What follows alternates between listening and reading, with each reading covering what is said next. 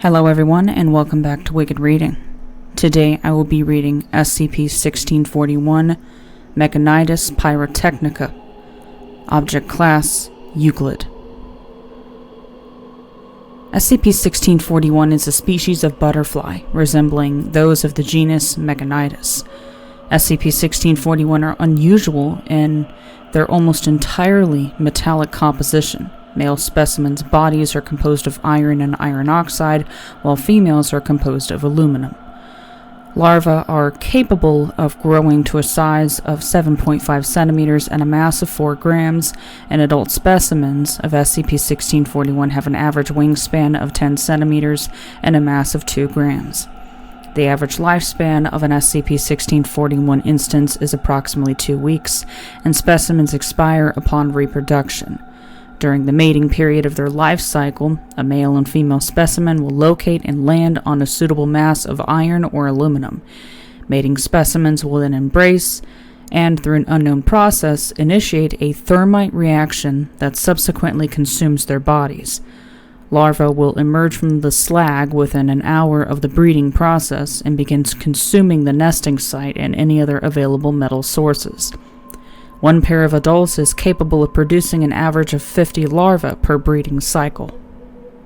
As the thermite reaction requires iron oxide, male specimens of SCP-1641 have several morphological adaptations to facilitate oxidation, such as tracheae to expose a large surface area of metal to atmospheric oxygen and moisture. The accumulation of rust is eventually deleterious to the male's continued animation, which leads highly oxidized males to become increasingly frantic in search of a mate, until either successfully reproducing and self-immolating, or the complete failure of the specimen's structural integrity. Recovery Log.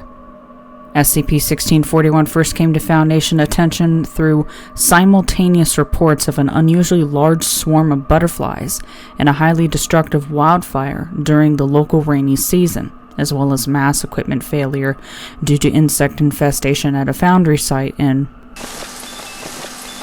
Costa Rica. A mobile observation team was dispatched to examine the site for signs of anomalous activity. Upon arrival, the observation team discovered several thousand SCP-1641 larvae, consuming all available sources of iron and aluminum in the area, including parts of the buildings, forging equipment, and nearby vehicles. A containment team was dispatched undercover as entomologists studying the new species, and all reports of the incident were suppressed. Approximately 5 days after initial containment efforts began, a logging company on the other side began to file similar complaints of equipment failure, and another wildfire was reported in the area. A local fire investigation team traced the source of the fire to a mechanical harvester on site, where more larvae of SCP-1641 were found and successfully contained. The foreman of the logging company reported to the observation team that he had received a threatening phone call on the company phone line approximately 1 hour before the incident. Within 48 hours, the phone call was traced to a hotel in the town where several books on metallurgy and butterfly morphology were found, details of which can be found in document 1641-14 Bravo-31. The resident of the room, an American national by the name of Richard, was arrested and interviewed by Foundation staff. All civilian witnesses, including the police, fire, and insurance investigators, have been administered amnestics. Special Containment Procedures. All specimens of SCP-1641 are to be contained individually in vivariums inside the ballistic testing and explosive items containment bunker of Site-438. Male larvae of SCP-1641 are to be fed 12 grams of powdered iron daily, and female larvae are to receive 12 grams of powdered aluminum daily. Due to cannibalistic tendencies, no two larvae of the same sex are to be allowed to interact. Each larval and adult specimen of SCP-1641 is to be given a 250 milliliter dish of water, which is to be replaced daily and laced with trace amounts of iron or aluminum for adult specimens to consume, respective to gender. All SCP-1641 habitats are to be maintained at a minimum 70% relative humidity.